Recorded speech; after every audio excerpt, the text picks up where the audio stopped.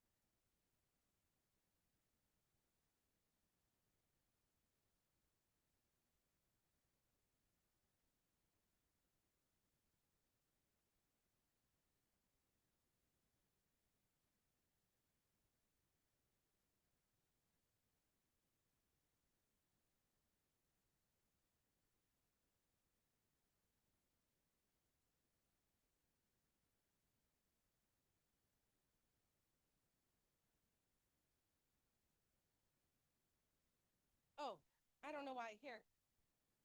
Julia.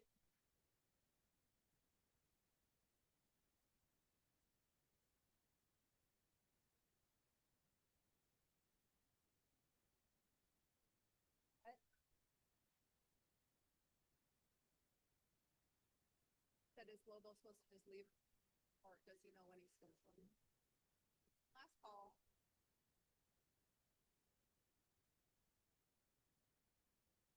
All right.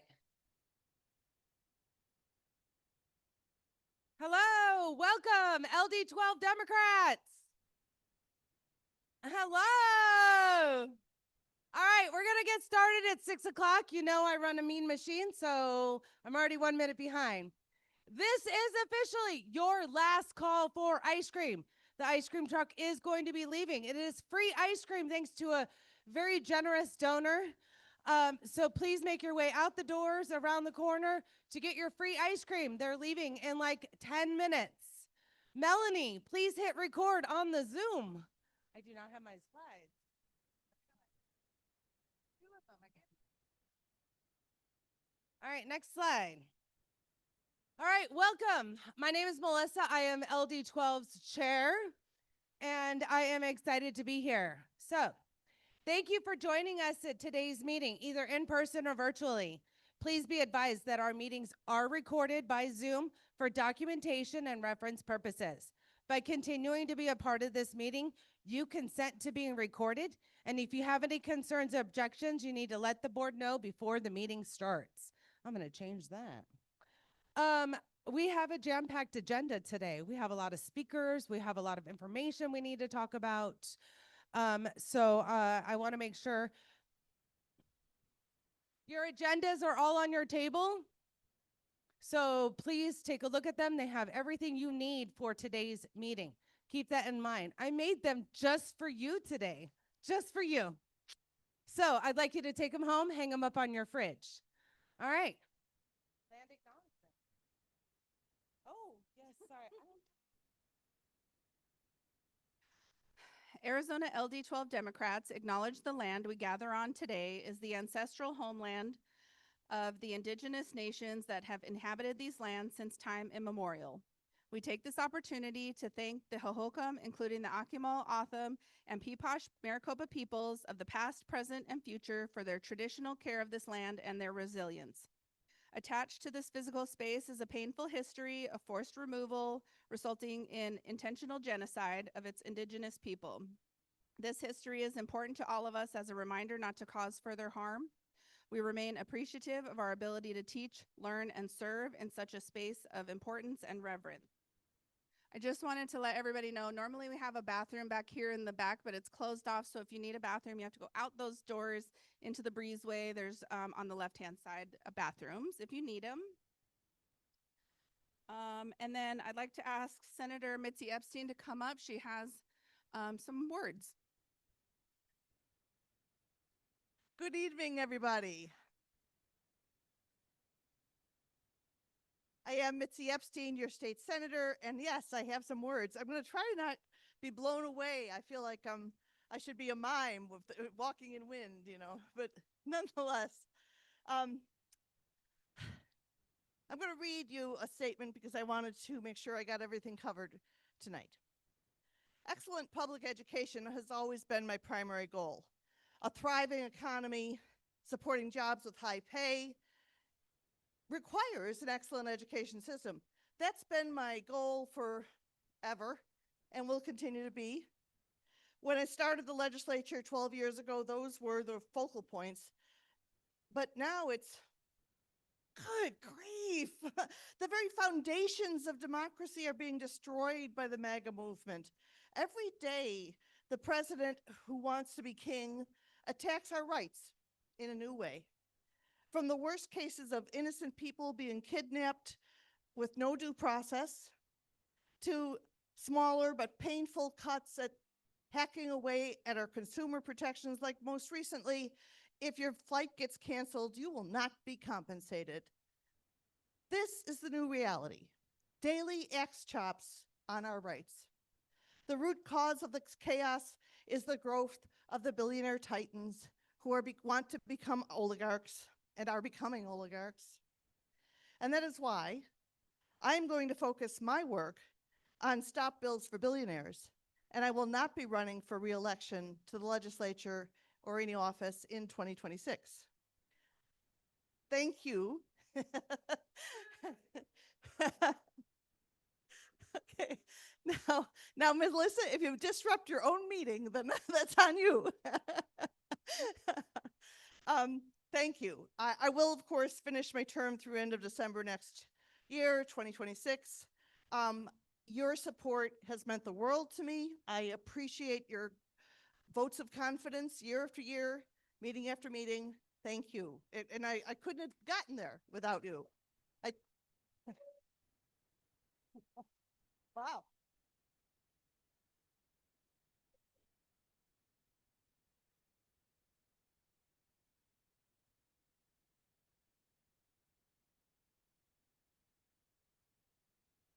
Now you're going to make me cry, and I have this whole little speech prepared. Because I love you all. I love you guys. But inside the legislature, it's very difficult to move solutions that will actually help people. Nonetheless, with a little help from my friends, all of you, I've had a few successes. I led the charge to stop a lot of really bad financial bills that would have allowed consumers to be ripped off. Together with our education advocates, we stopped a lot of really terrible bills for students and especially attacks on the LGBTQ community of students. Yes. I am proud to have led the Democratic caucus as Senate Minority Leader for many accomplishments, but especially repealing the 1864 ban on abortion.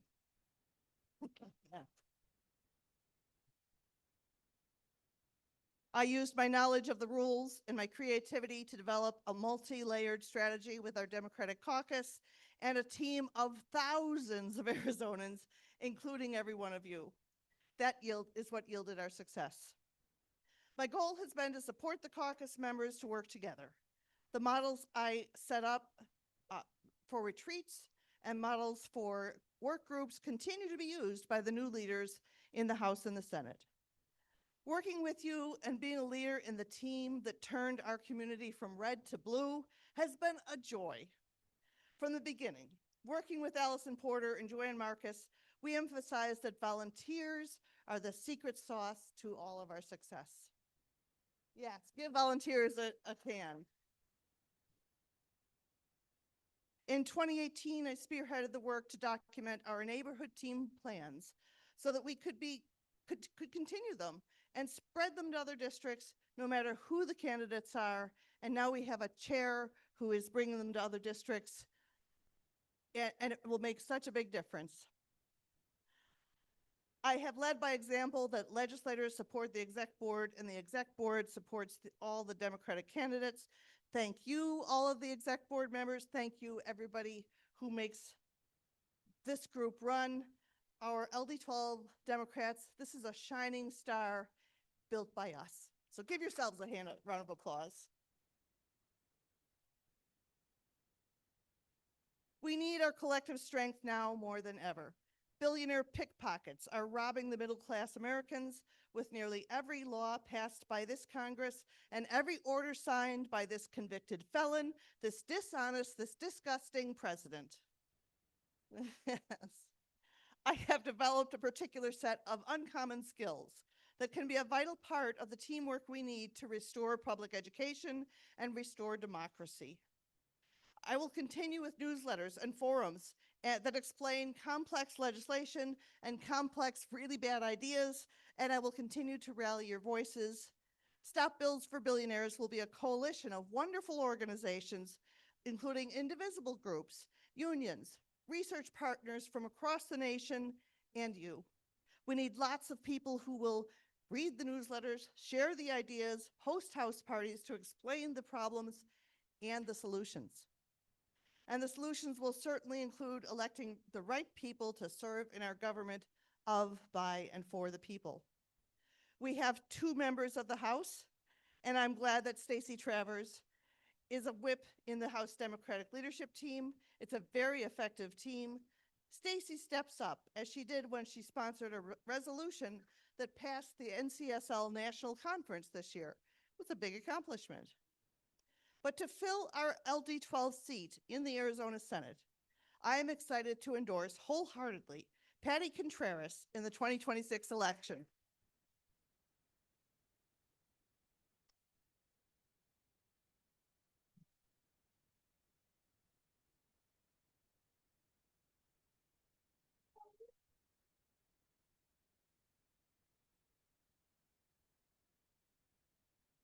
I'm so glad to see your enthusiasm is matching mine.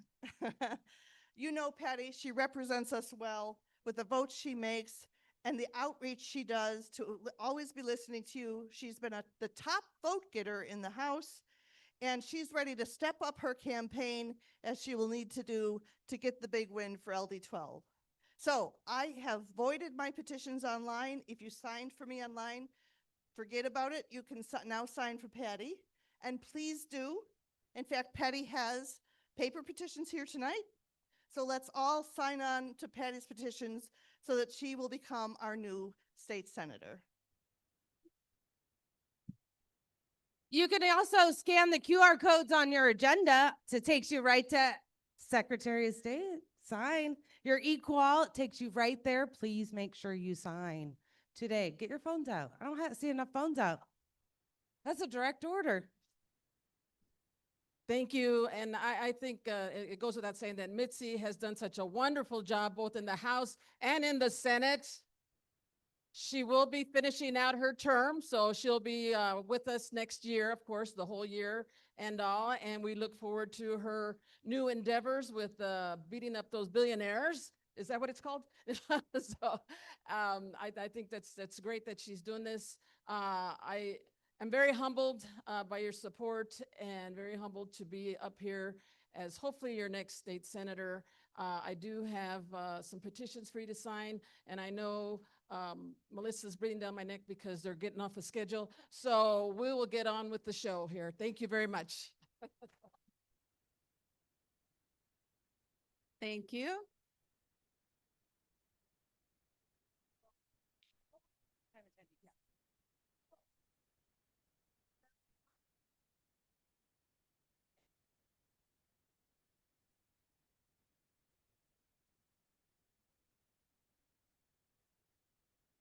Reminder to buy your Bada Bing raffle tickets. We have 2 awesome baskets right over here. There's QR codes on your agenda to purchase tickets through Act Blue, and Mark can also take cash or check. Next, we'd like to welcome any first-time attendees. If this is your first time at an LD12 meeting, please stand up so we can introduce you and tell us what city you're from. Melissa?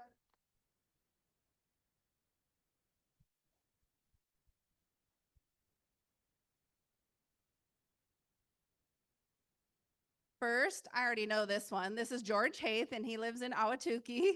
Thank you, George.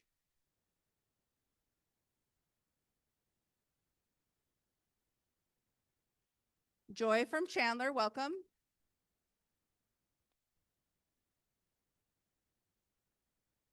Lisa from Tempe, welcome. Meryl from Tempe, welcome. Sophie from Chandler, welcome.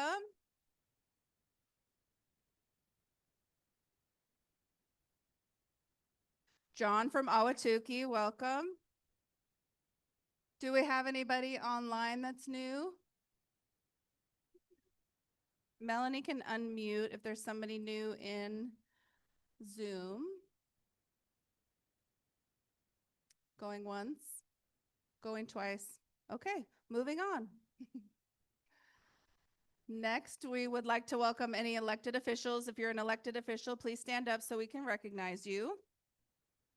First, we have Constable Bridget Bellavina for Kyrene Justice Precinct. We have Constable Karen Lathan for University Lakes Justice Precinct. We have Judge Tyler Kissel, Justice of the Peace for University Lakes Justice Precinct. We have Nicole Gutierrez Miller, who is on Tempe Union Governing Board. We have Armando Montero, President of Tempe Union Governing Board. Kevin Walsh, President of Kyrene Governing Board. Jennifer Germain, Justice of the Peace for San Marcos Justice Precinct. And Amy Satry for Kyrene Governing Board. Stacy Travers, Representative Travers just walked in too for the Arizona House. I got Amy. Am I missing anybody? Anybody online? Going once? Going twice? All right. Next, we're going to recognize candidates that are in the house. If you're a candidate, please stand up and we'll recognize you. We also have Bridget Bellavina for Constable again, Karen Lathan for Constable, Tyler Kissel for Justice of the Peace, Jennifer Germain for Justice of the Peace, San Marcos, Representative Travers for Arizona House. We have Franklin Zyrick running for Kyrene Governing Board. And Bobby Nichols for Tempe City Council. And Brooke St. George for Tempe City Council. Patty Contreras for Arizona State Senate. And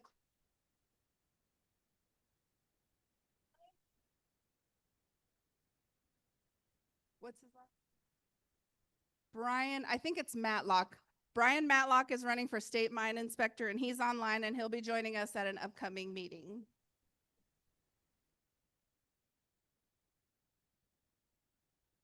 All right, is he on?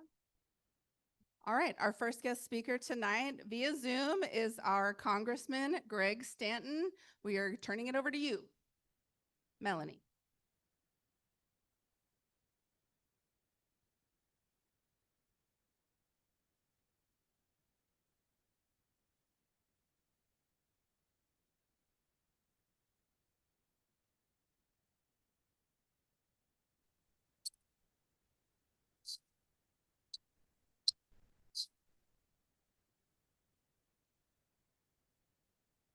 You're good to go, Congressman.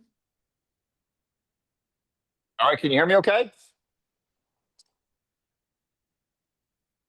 Hello, hello? We can hear you. Yes, we can hear you. Okay. How's it going?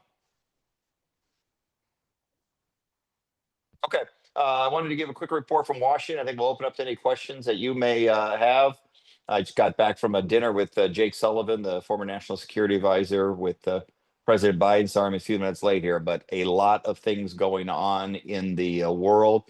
This is obviously an incredibly challenging time for Democrats in Washington, D.C., as we have to make some very important decisions as we are facing a government shutdown in less than a month. But there is no way we can just give a rubber stamp to these Trump policies, these continuing increasing authoritarian policies that are hurting this country.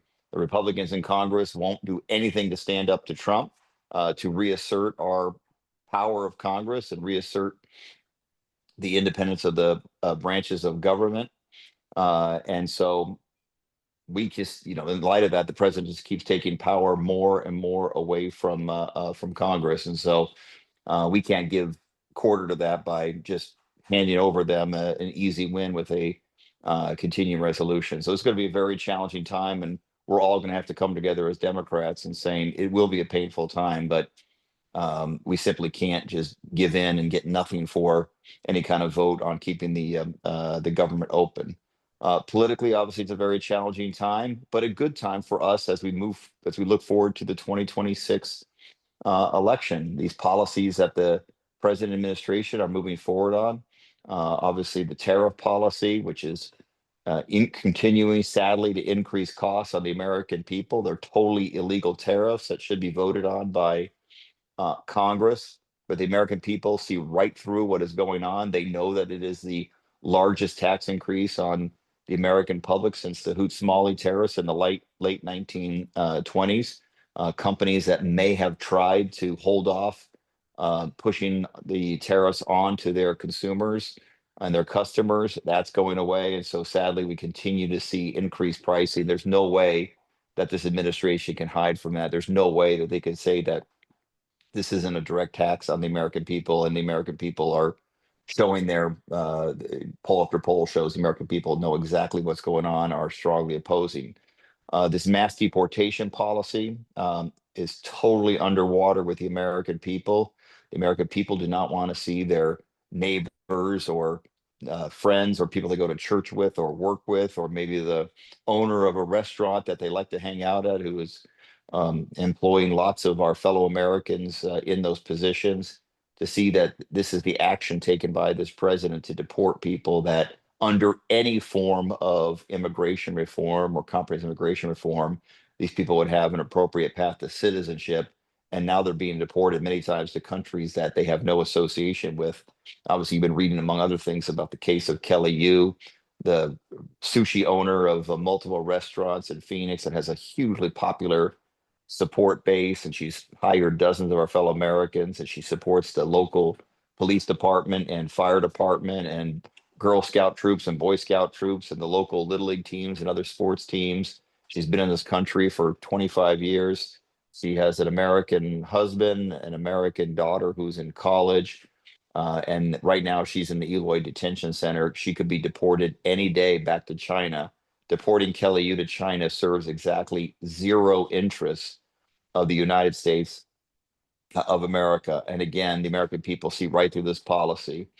While the American people do believe that people who have committed violent crimes should be deported, and that's certainly how Trump and his administration tried to sell that policy, what they're seeing is the exact opposite.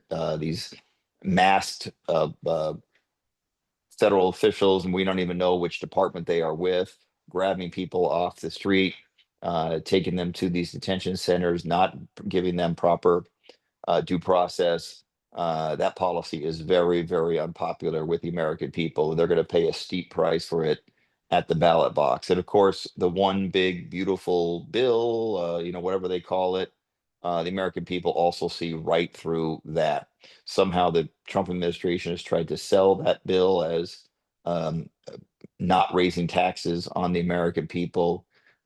Democrats have actually done very well and are winning the messaging war accurately so, and letting the American people know exactly what that bill is all about, which of course is the largest cut to Medicaid in American history, taking 12 million or more of our fellow Americans off of health care and the ability to see a primary care physician.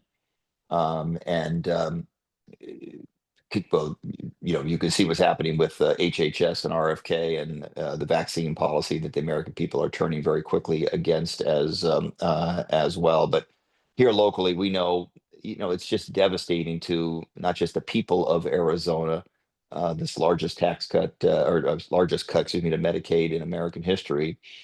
But we also know that it's devastating to our healthcare economy. Hospitals here in the metropolitan area, the urban hospitals, hospitals in the center of our community, in downtown Phoenix, but most particularly in rural Arizona. And we know that it is inevitable that rural hospitals here in Arizona around the country are going to have to close. They're so thinly financed as it is. And when you lose a rural hospital, you don't just lose it for the Medicaid population, you lose it for everyone that utilizes that hospital in the community. And when it goes away, it's often the largest employer in the community. And of course, everyone else that utilizes that hospital, everybody loses access to healthcare. And if they have to drive hours to the next healthcare center, they're not going to receive that healthcare. They may not pursue it, and it's going to hurt their quality of life and shorten their lives. And that is just an unacceptable tragedy. But even in urban Phoenix, where some of the hospitals may, quote, survive by losing that Medicaid population and the reimbursements that go along with it, major medical programs that benefit everyone, they're going to have to cut. They're going to have to make incredibly difficult choices in that regard. And of course, the other portions of the bill, particularly dealing with nutrition benefit, the SNAP program. Again, millions of our fellow Americans will lose those nutrition benefits, hundreds of thousands of our fellow Arizonans, the exact same thing. And the American people see right through that. They know that it is hurting their friends and neighbors. And they've turned sharply against the so-called one big beautiful bill.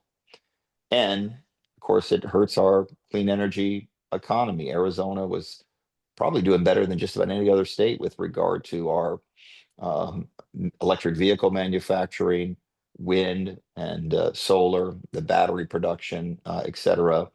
And that decision to end all of those clean energy programs and credits under the Inflation Reduction Act that I proudly voted for, that's just devastating to the Arizona economy and will raise energy prices significantly because, we can have a lot of debate about the the sources of our energy supply, but why at a time of such increasing need for energy, particularly as we compete with China in the AI space, we need all forms of energy and all of the above approach that does include solar and wind and other renewable sources.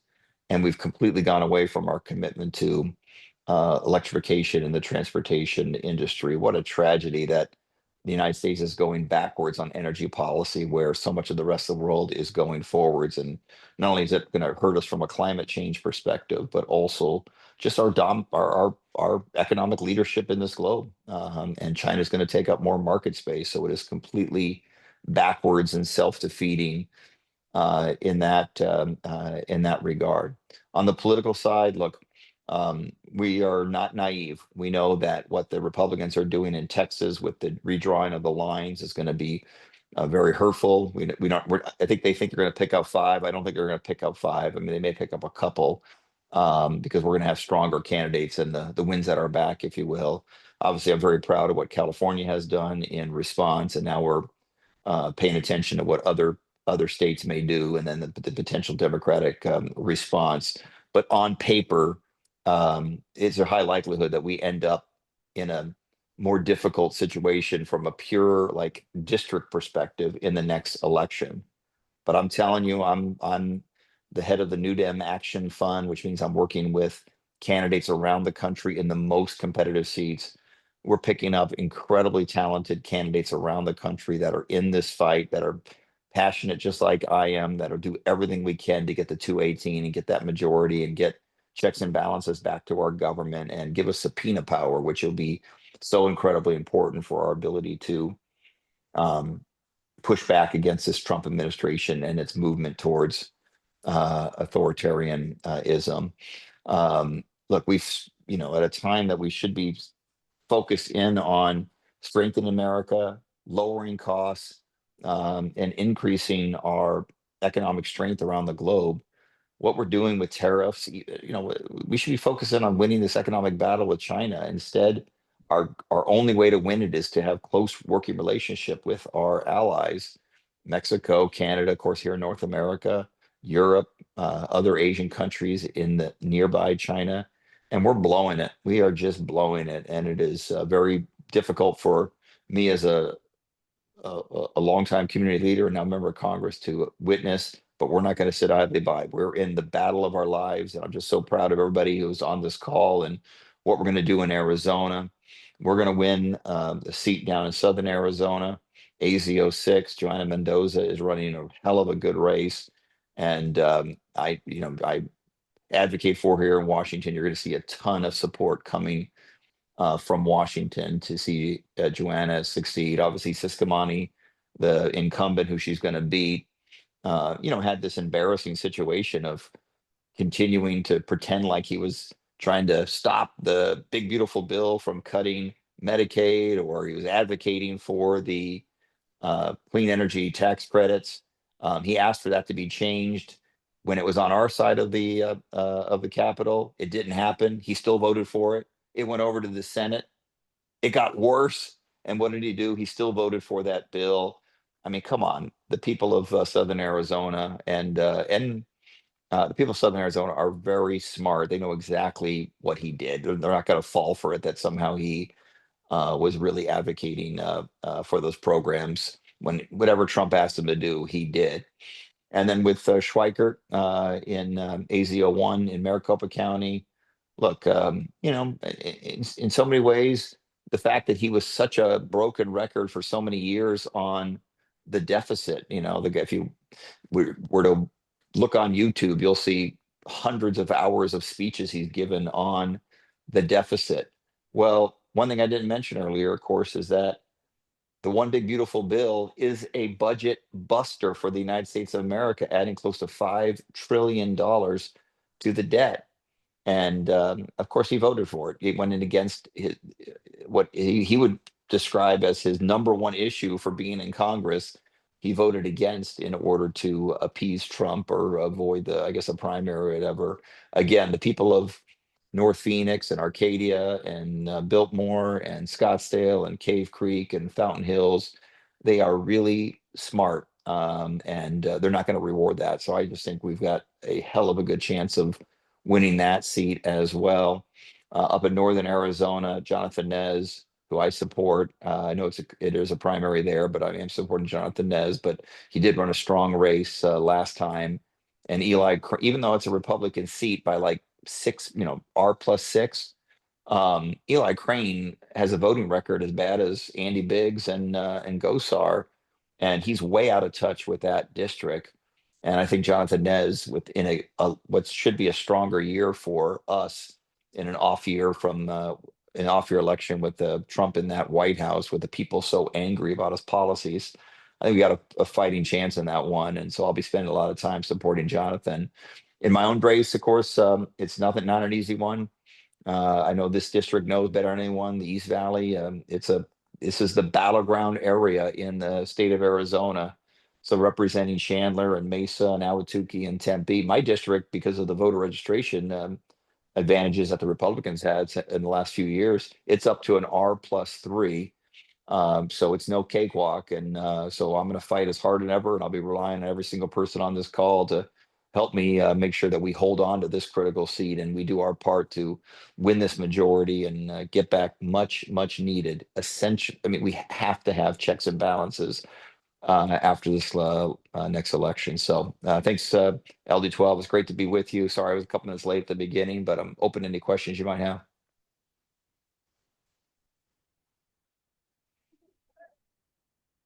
No questions tonight, but we do have a big audience here in person, and I know that the congressman can't see you all. He just sees the people that are on the Zoom. So we have about, I don't know, 100 almost, maybe close to. So thank you very much for your time. We really appreciate it. Okay, I'll see y'all back when I'm back in Arizona. One thing I can commit to you is, I operate as a team player. Politics is a team sport, and we are a very broad-based party. But my one goal is to get to 218, which means winning the majority in the House of Representatives. I can only do my part of it, working closely with Mitzi and Stacy and Patty and the group there. And I'll be working closely with the statewide elections to make sure, because we leverage each other when we ask you to volunteer. And I know this group is going to kill it when it comes to hitting those doors. The least you could expect is that the candidates that are on the ballot are going to coordinate in good faith and as team players. I've been in politics a long time, and that's how you win tough races. Is you leverage your resources the best you can, and working as a team is the best way of doing it. So I love campaigning with the LD12 team. It's awesome. Thank you. Thank you very much. Bye. Have a great one. Okay, I just wanted to remind you, just going to put up on the slides, that we do have our Bada Bing raffle basket. I want to take a moment to say thank you to Bill and Judy. Where are they? Oh, they're right over there. Thank you so much for putting our beautiful baskets together for all of our monthly meetings, all of our events. I ask, they do a beautiful job, and they have wonderful. This is one way that we do a lot of our fundraising. This helps pay for this room, the equipment, those fans that we're all fanning ourselves with. All these great things, they help support our canvases, our postcard projects, our neighbor-to-neighbor letters, our texting outreach. So please, I hope that you will get your raffle tickets tonight. We have a lot of upcoming events. All of our upcoming events are on our LD calendar. But guess what? I printed them and put them on the agenda. I didn't. I printed them. Susie, my amazing secretary, where is she? She helps put together those agendas, so make her proud and take them home, right? So if you didn't get an agenda, but we do post everything on our Slack, and again, it's all on our LD calendar. I would like to make a note. Eyes on me. Our next monthly meeting falls on a holiday, so we will be meeting on Tuesday, the very next day. So keep that in mind. So I know it falls on our next October's monthly meeting is a holiday, so we're going to do it on Tuesday right here at Pecos. So we'll be right back here at the Pecos Community Center. Okay? Don't forget about this Saturday state committee meeting. And then, if you're a state committee member and you have not turned in your proxy, see Sherry. We have blank ones. Fill them out. We need them today so that we can submit them all. Next slide. Okay. It is my honor to introduce Hannah I hope I say this right. Is it Bellick? Belek. Okay, she is the chair. She is the Yes for Tempe. She's going to tell us about our Tempe bond override.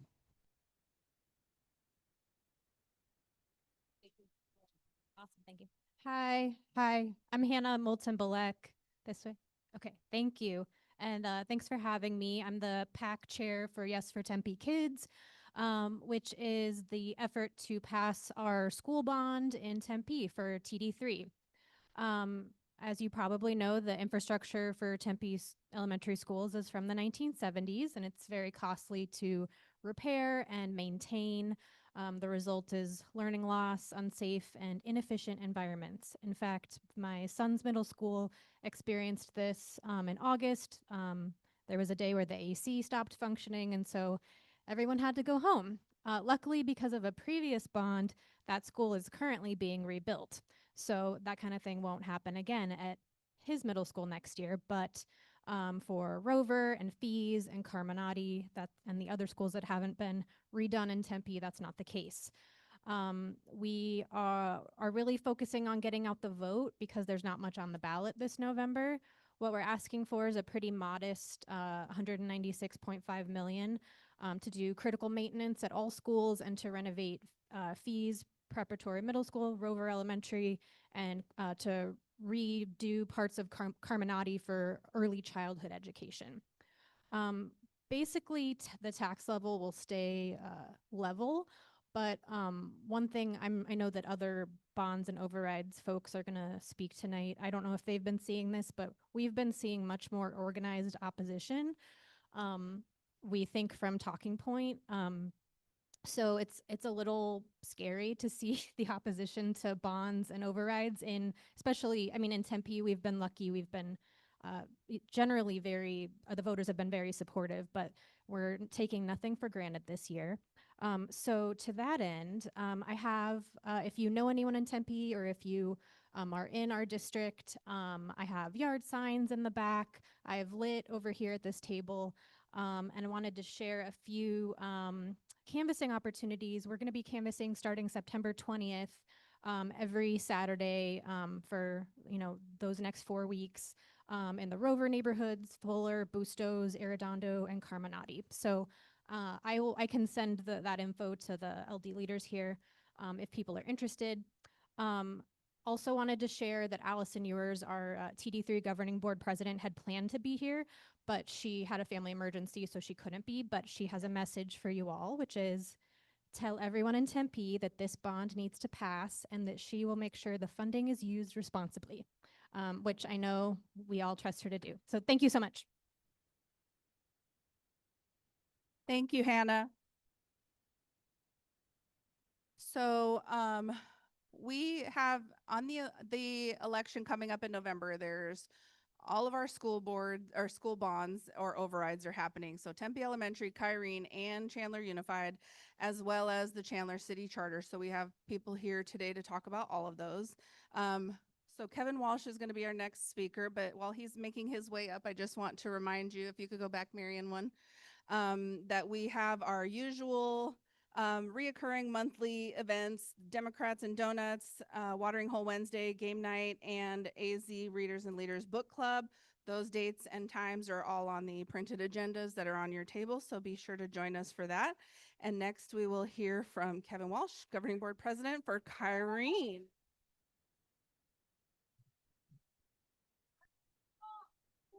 Thank you. All right. We've got board member Cedric Collins here, as well as board member Amy Satry there in the back. I'm going to do a quick social experiment. It involves you raising your hand. I swear I'm not going to call on you, but work with me. Raise your hand. Only 3 questions. Raise your hand if you support public education. Keep them up. I'm start with an easy one. Raise your hand if you've lived in your community for at least 5 years. All right, look around. Now look around for this one. Raise your hand if you have children under the age of 13. Whoa. Whoa. Did y'all see what just happened? Wow. Oh, I'm sorry. I got to raise my hand. Yes. I'm going to have kids under the age of 13 for a long time. I wanted to do that social experiment to talk to you sincerely and truthfully about a challenge that we are dealing with here in public education in our community. If you've been paying attention, Kyrene is having a very difficult conversation right now about closing schools. We have 25 schools right now that were built to house 20,000 students. Right now, enrollment is around 12,000. That's 40% fewer students than when the schools were built. And why? I already showed you why. Y'all put your hands down. The problem is so many of our people have moved into this community. They love it. They sent their kids here in many cases, and then they won't leave. And we honestly, I say that facetiously because we appreciate your support for public education. But the reality is people can't afford to live in our community. People that are starting a new family cannot find affordable housing in our community. So they are leaving this community. And as a result, we are seeing fewer and fewer and fewer kids coming to our schools. This is not unique to Kyrene, but it's something that we're facing right now. The district's been dealing with it now for about 10 to 15 years. We've done amazing jobs making the dollar stretch because, you know, the heart of this entire issue is that Arizona does not fund public education. So we've been asked to do more and more with less and less and less. And because funding is tied to enrollment, as enrollment goes down, funding goes down. So the state that is already around 49th in per pupil spending in the entire country, we now as a district are seeing 40% less funding than we have historically. So we're having some very difficult conversations right now. I know some people in this room are affected by it. I know everybody's going to be affected by it if you live in this community, because strong schools make strong communities. So I don't care if you have kids here right now, this affects you. So this is a process that's going on. If you'll pay it, you will be hearing about it if you haven't already. There's public hearings. No decisions have been made, but the district's got ahead of it. About a year ago, they formed a committee to get feedback on what to do with the fact that we have 40% fewer students than we used to have. And that recommendation was to immediately. I didn't do it. That's because you need to. Still didn't do it.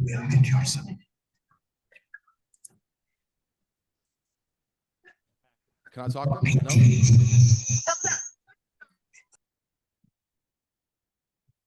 All right. No? Maybe? So? All right, we're good. We're back. So I want to let you know that this was happening because this is so important, because in my heart, though, no matter what happens, I know that this community supports public education. And no matter what it looks like when we figure this all out, we are going to come together as a community and make sure we continue to deliver excellent education for our kids, no matter what their zip code is, because that's the problem we have right now. ESA vouchers take away $12 million. You know, member Collins just made a good point. What people don't realize is the ESA vouchers has ciphered $12 million away from the Kyrene district. 73% of those students that's receiving the vouchers, with 73% of those students that's receiving the vouchers, never even attended a Kyrene school.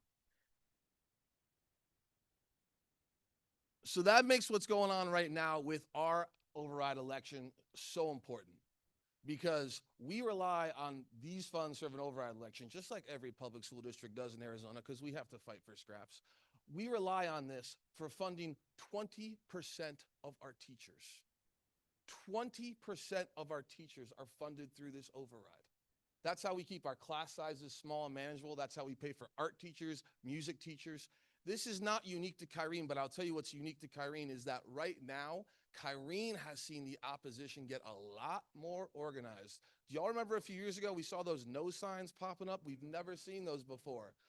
I'll tell you, the last few years, the Kyrene support for bonds and overrides has remained the same. Hasn't gone down, hasn't gone up. The support for the opposition has gotten a lot more organized, has gotten a lot more increased. So last year was the tightest, or 2 years ago, was the tightest election we've ever had. The tightest election we've ever had as a Kyrene bond or override. So it's so important this year that we actually make sure the people that support public ed, because I know your neighbors support public ed, you support public ed, that they vote and that they understand. And I need to make them understand that, yes, we're having conversations about what we have to do with decreased funding and decreased enrollment, but does not mean that our students and our teachers do not deserve our support. So please. So Cedric here has these beautiful yard signs. And if you live in Kyrene, which is anybody that lives in Ahwatukee, anybody that lives in West Chandler, anybody that lives in Tempe, south of Guadalupe, come on by and get a sign. We need these signs out right now. I'm going to make sure that our district leaders know about when we're canvassing, how to fundraise. But the thing we can use from you the most is word of mouth support. So thank you. Thank you, Kevin and Cedric. Our next guest speaker, if she could make her way up, is Patti Serrano from Chandler Unified. But I want to remind you quickly about another upcoming event that we have, which is a town hall in conjunction with LD 13 and the Sun Lakes Democratic Club. We are having a town hall with Adrian Fontes, our Arizona Secretary of State, this Sunday, the 14th. We only have 40 tickets left. So if you would like to attend, the QR code is also on your printed agenda. You can sign up using that, and we would be happy to see you and have you join us this Sunday. So on behalf of Chandler Unified, we have Patti Serrano. She's the president of the governing board, as well as Lisa Calderon from Save Our Schools. Hi, everyone. As you know, I see some familiar faces up here I haven't seen in a minute. I'm always very excited to come join you all at LD 12. I know that I am more of a guest, but the fact is that we do have Chandler Unified School District in LD 12, though it's a small percentage. So I guess I will begin, if it's okay, just to gauge who here knows that they live in the Chandler Unified School District boundaries or knows somebody that does. Let's get that or statement in there. Okay, I see a significant amount of hands, so I need you to pay attention to me for the next 4 minutes, even if you don't live in CUSD. President Walsh shared a lot. I don't have to preach to the choir about the state of public school funding in Arizona, so I will just gauge. Who here supports our Chandler Unified School District bond and override? Let's hear it. Okay. So the real question I'm here to address tonight is, how do we make this happen? How are we going to pass our school bond and override that we desperately need? Something that recently came up that I also want to address is the recent August court ruling on capital funding ruled unconstitutional in the state of Arizona. We've been knowing this, but the case finally was ruled. Now, what does this mean for our bond and override? Some people might wonder. And the fact is, unfortunately, that we continue to live in uncertainty and underfunding regardless of this ruling, because it will be appealed. So I just want everybody to walk away tonight, should you be challenged, saying, oh, wait, there's going to be money coming in. The fact is that we don't have that on the horizon. So let's make that clear. Now, unfortunately, in Chandler Unified, we failed our bond in 2024. That is why we will be on this November's ballot. That was a big blow historically. Our community has always supported our public schools through bonds and overrides. We failed the bond in 2024, and we're approaching the renewal or continuation of our override. Given last year's results, that puts us in a predicament, and we really need each of us to step up and do our part, because we rely on this funding and we know what's coming from the federal level, which is less funding, okay? So the importance is critical. What have we learned since last year's failure? We significantly pared down the amount that we're asking for, and what will be on your ballot is now half, actually less than half, of last year's bond request. That was a lesson learned. The next lesson learned. Truthfully, folks, we did not engage with our community enough to explain the importance. So what we can do about it going forward, of course, what do we know to be true? Engaging voters directly, telling your story, saying why it's important to you, not a slogan. That is what works to get people to turn out. We have an ever-growing ballot this off-cycle November. That's another challenge. I'm sure you all have spoken about that. People will be confused, and number one, polling shows that people don't know they will have an all-mail ballot election this November. So we all need to step it up with education, making sure people understand this is an all-mail ballot and that they have the information. Basically, it's yes up and down the ballot, folks. So if you could please make sure you reach out to all those hands who said they know somebody in Chandler Unified. Please text them tonight. Let them know that they have 2 elections for CUSD on the ballot this November, and let them know that they can organize with us and volunteer to knock on doors, make phone calls, and most importantly, reach out to their network and do the same text message.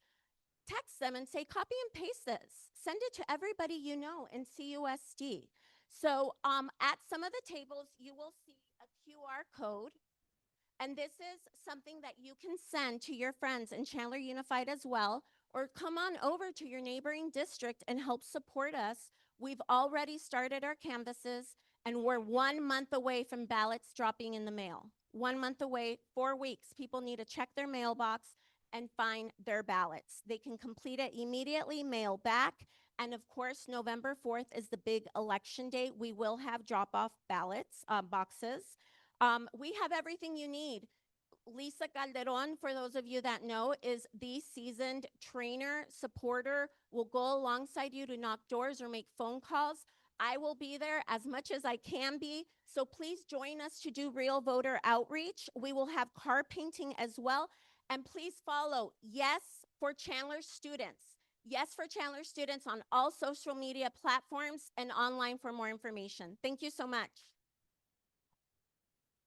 Thank you. Guess what? On your agenda, on the back, we put all of the websites to all of the school bond overrides so you can get the information. We couldn't fit all the QR codes, so you'll see all of the website links to them. If they have provided us a canvas or a phone bank or anything, guess what? It's on our calendar. Susie has done an amazing job of putting them all on our calendar so you can register to help out all of our school bonds. It is really, really important. We know this, that we have to fight to get these bond overrides passed. Okay, so it was a save the date, but it is official. Friday, October 24th from 6 to 8 p.m. It is going to be bingo night with LD12. Yes. Let me try that again. It is bingo night with LD12. Yeah. Bingo. All right. We have a lot of fun with our bingo night. We are going to have food. We're going to have drinks. We're going to have fun. We're going to have guest speakers. We're going to have guest callers for the night. I need you to register. Please register, buy your tickets for this event. If you can't afford the ticket price, please just let me know. We have generous donors that will help get you in the door. We'll have the opportunity to get extra. Listen, I have improved bingo night this year. Thank you, Marion, for helping us run this. We're going to have extra cards you can buy. We're going to have wine. That's right. We are going to have wine. We'll have red, we'll have white, we'll have it all. We'll have it all. Blue, yes, they'll bring wine. Everybody brings wine to our events. We're going to have so much fun. Please make sure you come. This is a fantastic fundraiser that we do. This is something that we try to do every year. We started it last year. We had a blast. We have so much fun. Thank you, Marion, for putting this fundraiser together. She does an amazing job with our fundraisers. And thank you to Molly for opening up your home to us. Oh, good. We're going to have fun at her house. LD12, we did a PC input poll, and I just wanted to let you know that we sent this. I was supposed to have you talk about this. Look at, I'm already talking. Sherry and I we write down who's going to talk about what, and then we just do whatever. We did a poll, you guys. We sent it out to our 248 PCs. All 6 questions received more than 50% yes votes from the LD12 PCs. This was to support the Chandler City Council in their upcoming special election. Is it special? What is it? Yeah, special election. So on Zoom, we'll need to. Oh, okay. We will have Councilwoman Jane Poston speaking about the upcoming special election, but she was not able to be here until after 7. So in the meantime, do our senator or representatives have any updates to give us? If not, we have other things that we can chat about. Anybody? Then get up here, Rep. Travers.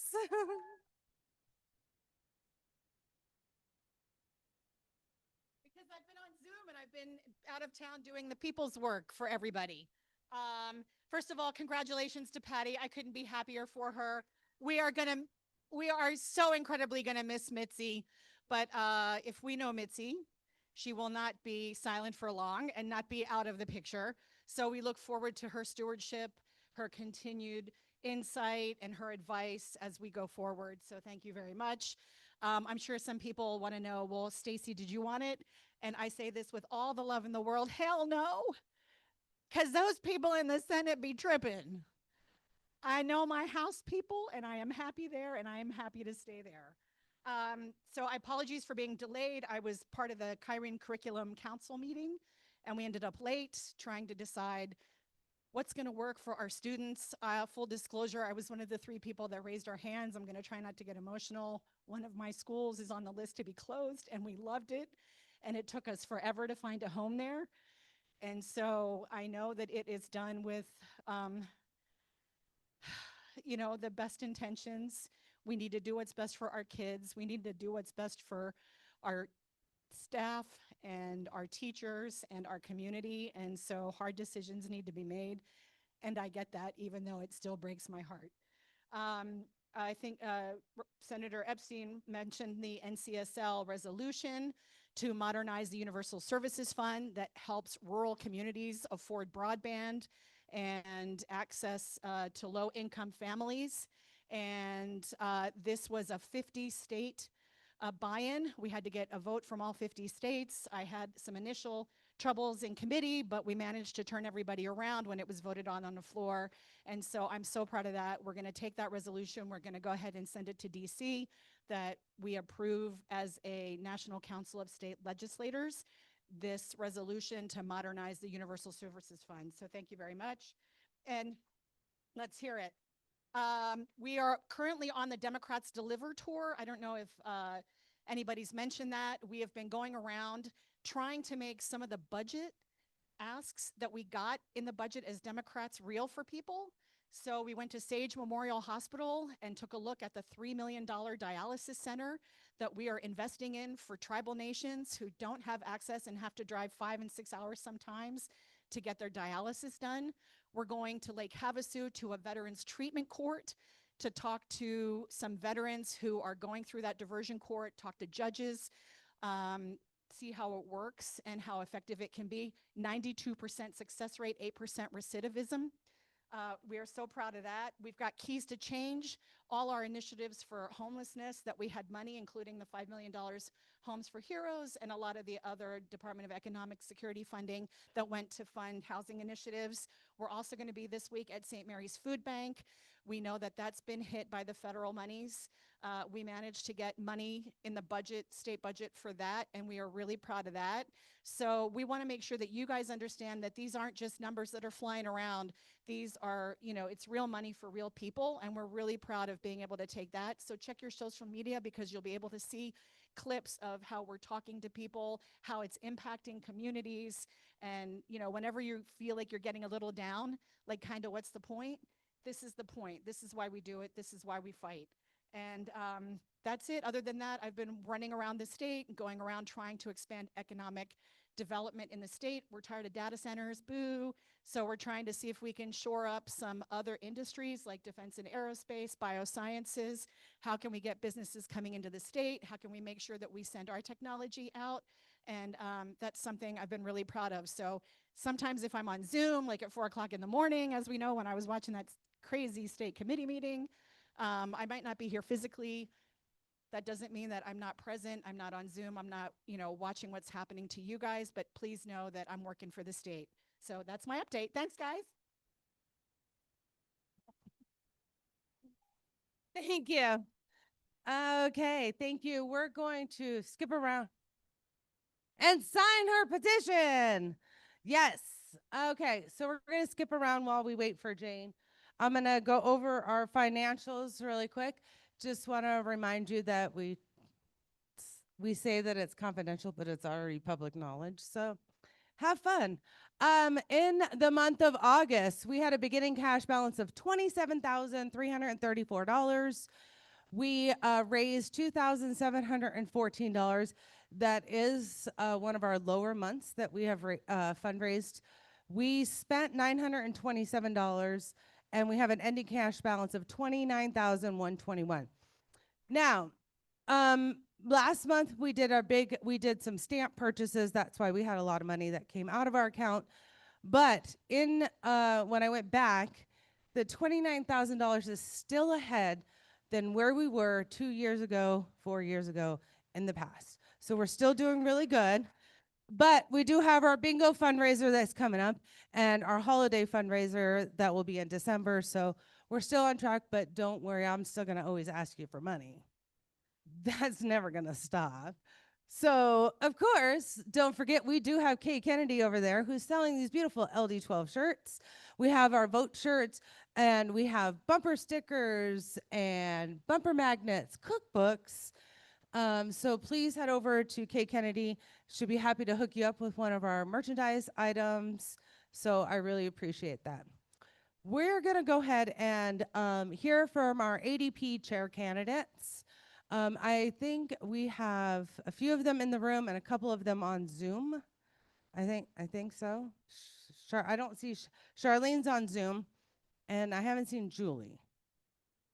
So she might be on Zoom. So we're going to let the candidates come up here that are here in the room first, and then we'll go to those that are on Zoom. We'll have you come up here. We're going to let them give 2-minute remarks on why they're running for the ADP chair. This is really important, even if you are not a state committee member.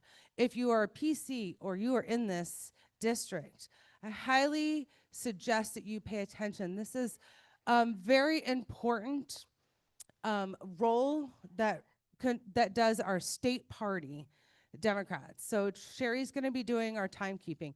But I like to listen, even if you are not a state committee member, I will be happy to hear from our PCs, our local volunteers. Tell me what you're thinking. Tell me what your thoughts are. Okay, so we'll go ahead and start with, oh, my list is gone. Who was up first? Kim Curry, you want to come on up? Yeah. All right. To the candidates, in order for them to hear you on Zoom, you have to be in front of the camera and speaking into the microphone. So please make sure that you're there so that they can see you on the Zoom. And yep, that's good. And then if that's blinding you, yeah, your system. Oh, thank you. Okay, can everyone hear me? Okay, I want to start with a little bit of good news. Somebody just sent me an article that in 23 out of the 25 last contests that we've had in this country, across the country, where Democrats competed, Democrats won. 23 out of 25. A couple of those were in places where Trump won in 24 by 20 points. So why am I telling you this? Because yes, I know we have things to fix. And yes, I know we need to compete and win. But I think the bottom line is that we still have a message that resonates with people. We are the party of strong public education. We are the party of affordable health care, although I know almost nobody has that right now. We are the party of a strong working class that can make a living wage. So I think that's the good news. As far as the state party goes, I think that our job there at ADP is to create an infrastructure that allows people to compete and win. And that includes everything from comms to organizing to outreach to operations, fundraising, the whole gamut, donor relationships, campaign side relationships. Okay, so that's a little bit about what I think is the highest best use of the state party. Just one second. I've been in the interim role as acting chair for almost 2 months now. And before that, I was your first vice chair, which means that I've been through the steepest part of the learning curve for leadership at ADP twice now, because I worked very closely with the former chair for most of 3.5 months. And it is, in fact, a steep learning curve. People have leaned in and helped me to figure out what to do and to be effective. And I have taken that information and the relationships that I've built across the party with the staffs of the statewide electeds, with the county chairs, with a number of the LD chairs. And I have been able to work with everyone together to get stuff done in this interim period. We planned the Hall of Fame dinner. We've brought in almost 160,000. How much time do I have? So, okay. All right, well, thank you. Sorry, I thought you heard it. I'm so sorry. Joshua Polachek is up next, please. So I guess we're gonna give everybody 2 minutes and 30 seconds now. You do my timer then. All right, just so you're not right in the Yeah. So, right, everyone can hear me? So I got a question. I'm not going to make you raise your hand, but who in this room is sick and tired of being sick and tired? Right? Who thinks that the people of this state and the people of this great country deserve better than what we're getting from the Republican legislature in Phoenix and the nonsense that's going on in Washington? Yeah. So my name is Joshua Polachek. I know a lot of y'all because I ran for Corporation Commission last cycle. LD 12 was one of my favorite LDs to come to because y'all know that you got to have the party in Democratic Party, right? Yes, we got some hard work that needs to be done, but I know that the folks in this district realize we also got to do so with joy and have some fun doing it, right? So we got to have a Arizona Democratic Party that is fully professionalized. We got to get rid of the drama.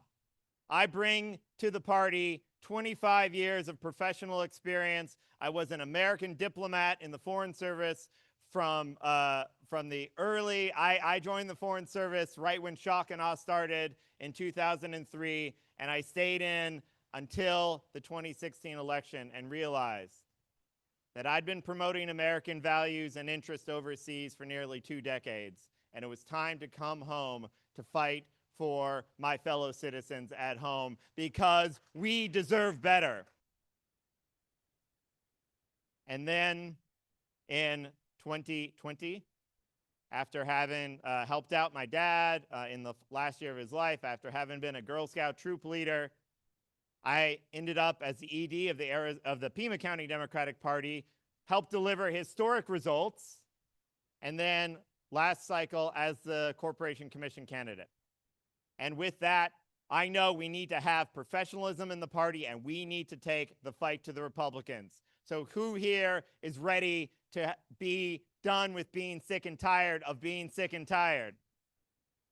And I ask you all on the 13th to please come and vote. And this will be one of the most important votes because we cannot treat this like it's a normal election. Thank you very much. Is Chanel up next?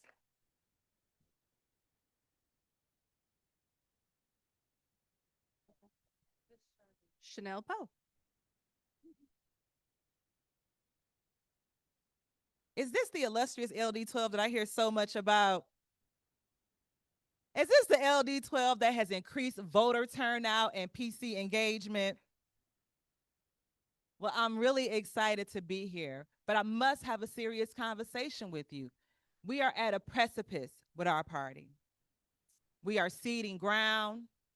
We are losing Democrats. And we really need to think about hiring a chair and electing a new chair that is able to help turn the tide. We need a chair who is collaborative, who is competent, and who is able to take action to rebuild, repair, and renew the Arizona Democratic Party. My name is Chanel Poe, and I'm a former elected school board member. I served as Sergeant at Arms for the Maricopa County Democratic Party, as Secretary for the Arizona Democratic Party, and a 2016 party leader and elected official. And I am deciding to step up to help meet this moment with strength, strategy, grit, and grace. Right now, thank you. I appreciate that. Yeah. If elected to the Arizona Democratic Party, one of the first things I want to do is to be able to support our state committee members. Where you at, state committee members? We want to be able to support state committee members. When I say robust training, that's talking about relational organizing. That's talking about deep canvassing. We got a lot of people who didn't turn out the vote because they feel as if they're not connected to the party. We need to rebrand our identity and stand 10 toes down in our democratic values. We must recommit to our democratic values. And in terms of supporting our state committee members and our LD chairs, if elected, I want to provide our SCMs with that training as well. I know that some of you have put in and instituted your own trainings, but you need to have support from the state party, and that's exactly what I want to do. When we talk about turning out more Democrats, we need to get into the community and we need to identify and register more Democrats. We need to open up our executive board, and if elected, I will appoint a young Democrat to the executive board for the Arizona Democratic Party because we must be intergenerational. We should be building a bench of leaders who are ready to lead day one.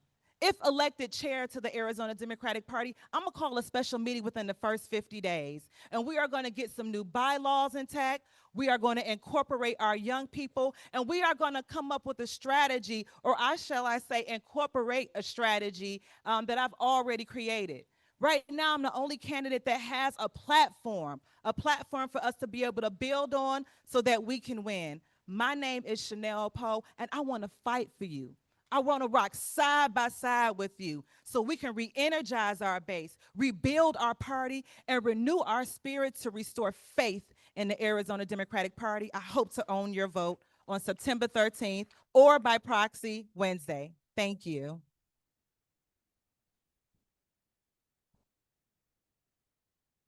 I believe that's all we have in person. So next up on Zoom, Melanie, can you, or Marion, can you please spotlight Charlene Fernandez?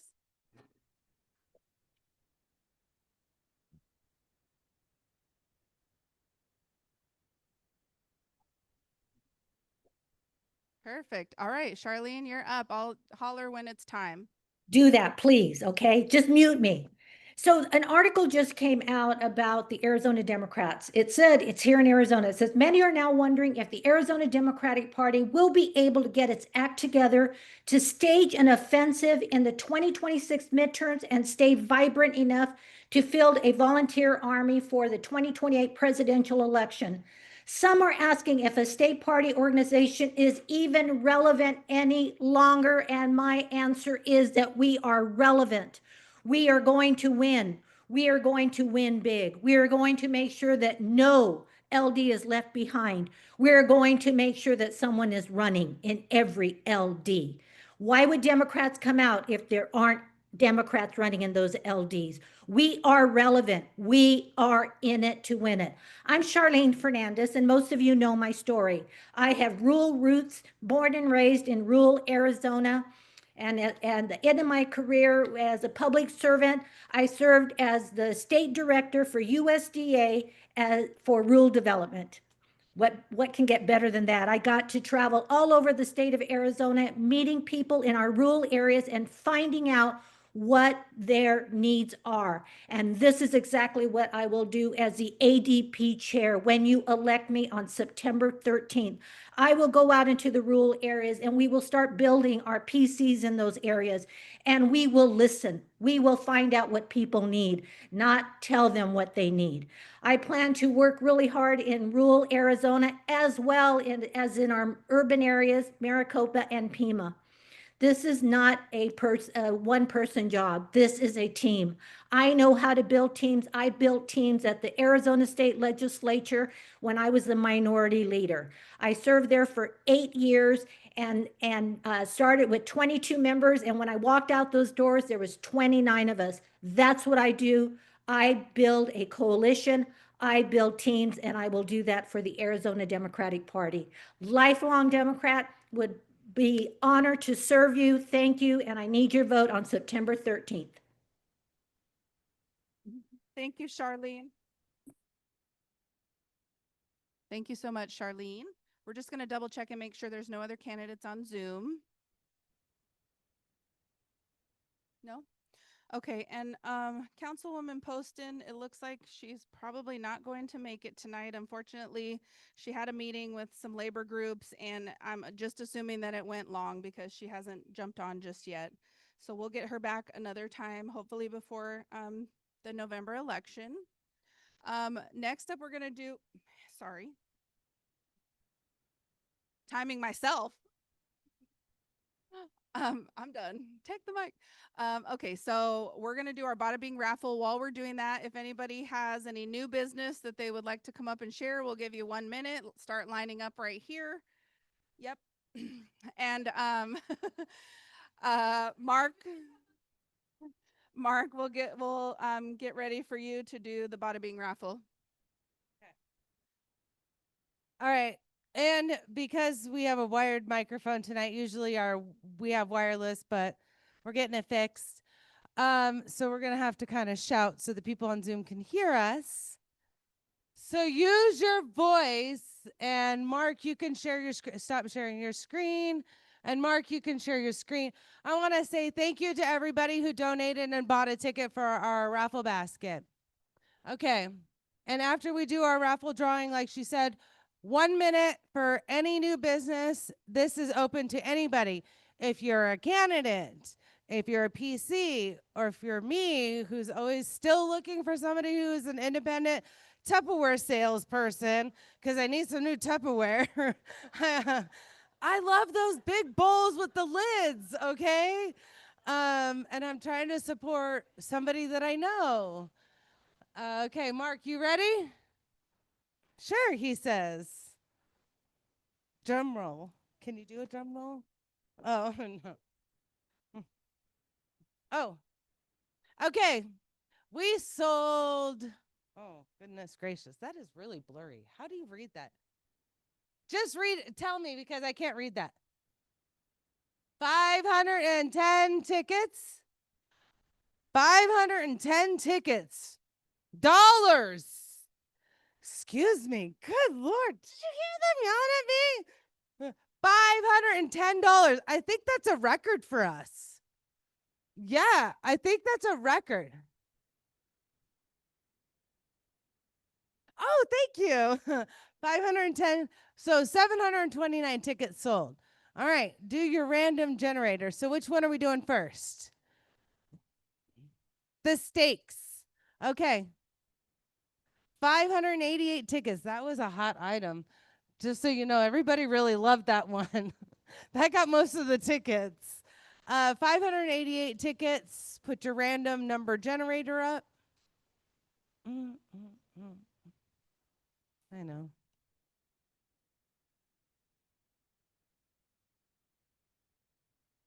What'd you say?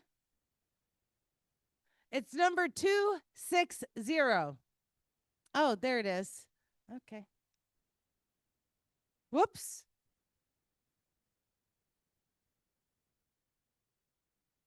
Da-na-na-na. Oh. Okay. Yep, 260. Okay. So who got the 260th ticket? 60th ticket? Is that how you say it? That's not right, is there? She's telling me it's not right. 260. Oh, I just saw. Where did you go? Oh. Tyler! Judge Kissel. All right, congratulations. All right, next one. We sold 141 Tea for You and Me tickets. And the winning number is 97. Go back to the other screen. 97. Oh, is it? Who is it? No, Christine. Congratulations, Christine. All right. Sherry, my timekeeper, are you ready? She's coming. All right. 1 minute for new business. Mark, you'll have to say, there you go. And Pate, you are up. Hi, everybody. We just talked about that ever-growing ballot. I have another election on your ballot. This one is county-wide. That affects everybody in this room, I'm going to guess. Who has seen signs up for yes on Prop 409? Do we know what it is? Okay, it's critical. This proposition is to expand behavioral mental health services and emergency services at the only county teaching hospital in Maricopa County, that is Valleywise. You will see the question for Valleywise, Proposition 409 on your ballot, all mail ballot.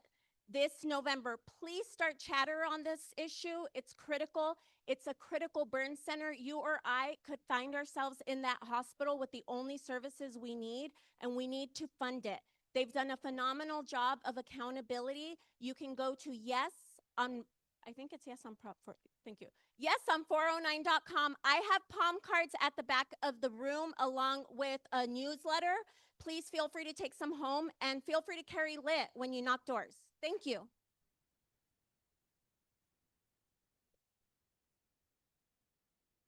Hi, Karen Lathan. I'm running for re-election for constable once again.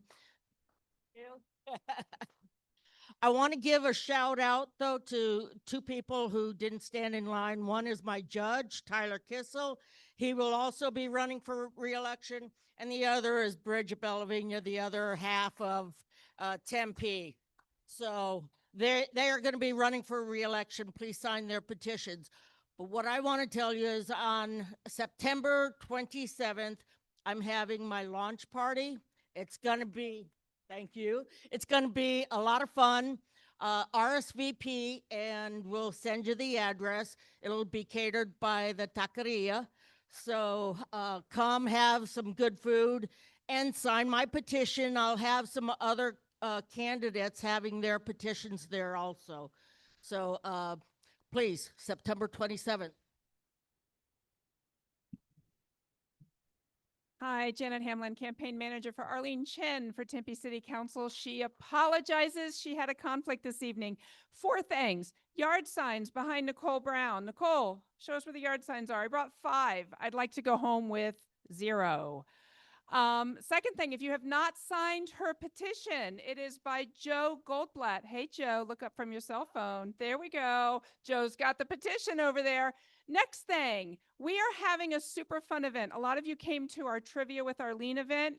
We mixed it up. We're doing something new. On the 14th, we had the date before Adrian did. It's at Joanne's house because I have cats. Many of you are allergic to cats, I've discovered. And we're doing photos of Arlene. If you get her email, you know she takes photos all over the city. You play a game, you guess where she is, you win a prize, you get coffee, you get gelato. Still waiting to meet with you, Paul. I have it. Sign up, RSVP. Super fun, great way to get to know your neighbors. Next thing, she's doing a fundraiser and a reception at the Honorable Neil Giuliano's house on September 21st from 3 to 4:30. Everything's on her Insta page. Hello, everybody. I missed you guys. I haven't been here in a while. I'm Burdetta Hodge, Tempe City Council member, and also Tempe Union High School Governing Board member. And I'm here to tell you that it's my turn again. I'm always on the ballot, but it's my turn again now to run for Tempe City Council. I came to you guys, I haven't came to you guys earlier in this year because I have been, and most of you guys know, I've run LDs for a long time. And I'm not gonna be one of those people to just show up when I run.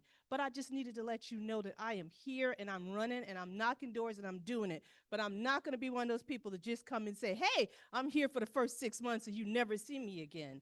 I'm not that person. I am going to be a person that I'm coming to tell you, if you need me while I'm knocking doors, you can give me your lit and I'll help you out this time around, because I am ready to be there for all the overrides. I'm ready to be here for every elected, I'm sorry, Mitzi, I'm so sad that you're not running again, but for everybody else who's running. So let me know. I'm excited, I'm pumped, I'm energized, and I'm ready to go. Thank you. Good evening, everyone. I'm Franklin Zyrick, and I'm running for the Kyrene School Board. Thank you very much. I appreciate it. Thank you.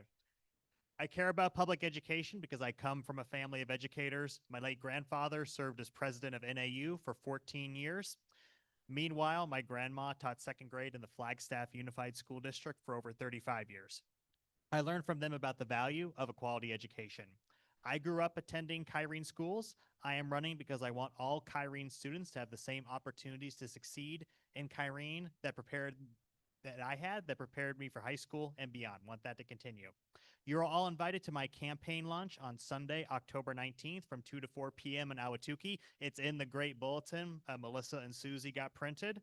The address will be provided upon RSVP. You can register for the event, sign my petition, or sign up to volunteer at that table in the back. Thank you very much. Thank you.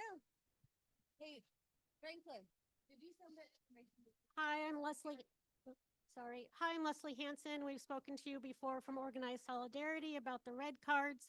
I brought red cards with me if you want some, but we are connecting with families who have people who have been deported or detained. These people are being financially strangled. We have a young woman in charge of now her 4 siblings. We have families that are combining together, those who have lost wage earners. We are feeding these families. If you're interested in helping us, we go to food banks, we deliver to the families. Please see me after. I'll sign you up. I'll give you more information. Thank you.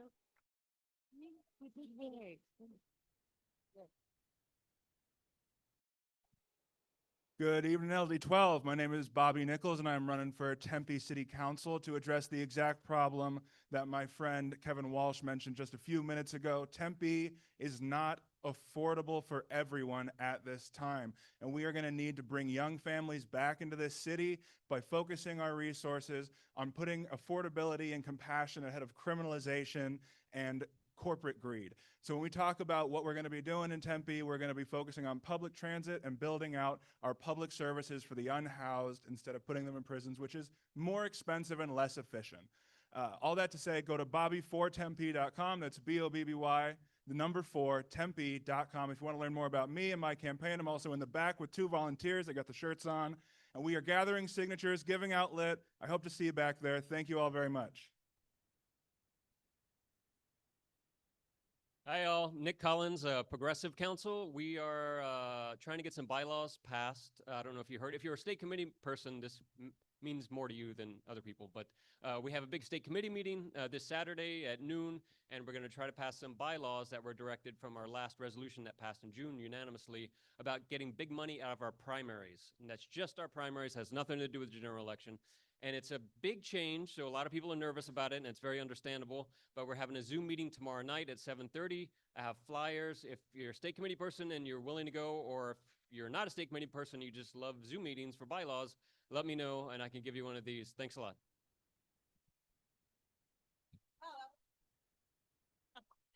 Hi, my beloved LD12, Brooke St. George, precinct committee member and state committee member. Look forward to seeing you all on the 13th. I am also now running for Tempe City Council. Thank you. So I am also collecting petition signatures to get me on the ballot. I'd like to welcome some new faces that are from Tempe. Don't think I didn't notice. So good to see you both here tonight. I've made it easy. You can either scan one of these QR codes, learn more about me on my website, or sign my petition. I also have 5 signs with me tonight, Janet, and would like to leave with 0. So if you want a pretty purple sign in your yard, come find me afterwards. And I am brooke4tempe.com or brooke4tempe.com. Either way, they both will tell you what I'm all about. So thank you for your time tonight. See you Saturday. Thank you very much. I'm Patty Contreras, and I'm running for Arizona State Senate. Thank you. I know a lot of you signed my petition already, so thank you very much. But if you have not, it's back in the back there, and make sure you sign before you leave. I do want to also solicit for volunteers and also your email address. If you're not on my email list already, I've been sending out information about what's going on at the Senate. I'm already talking at the House. I got one more year. I have one more year at the House. Stacy mentioned the Sage Memorial Hospital. I did go to Ganado a couple weeks ago. It was a 5.5 hour drive up there to go check out that hospital. Very, very important hospital out in that area. And like Representative Stanton said, you know, if we lose Medicaid, we lose all of those rural hospitals. And it's very important that we continue to fight for all of our needs here. So, but anyway, I do want to just make sure if you want to sign up for my newsletter, please see me at the back. Thank you.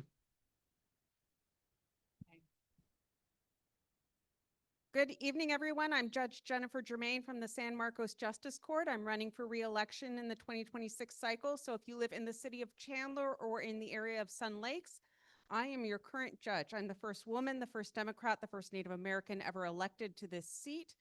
This court has been in existence longer than Arizona has been a state. We are court number 4 for the state of Arizona. I do have an opponent this cycle. His name is J.D. Mesnard. And he is openly talking about the only reason he's running for this seat is to bump his pension. I do not have a pension. I'm in a regular 401k defined benefit program. So I am not in this seat for the retirement. I am in this seat to work on our courts, to build the bridges between our communities, and to make sure that we are giving everyone access to fair justice. On a personal note, many of you know Murphy Bannerman, who has worked on my campaign for many years. She was the communications director over at the ADLCC. She had a stroke in July. So it's really taken her hard. So if you go over to Murphy's Facebook page, there's a lot more details. But I just wanted to give you that update because many of you do know her, and she's been around LD12 for a long, long time.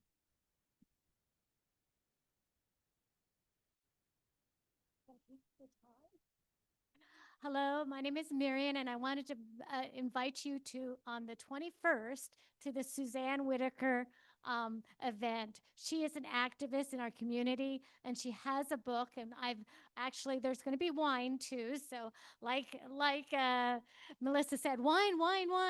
Well, wine and reading. She's an activist, and I'd love to have you at my house. We're going to do a book discussion on her book.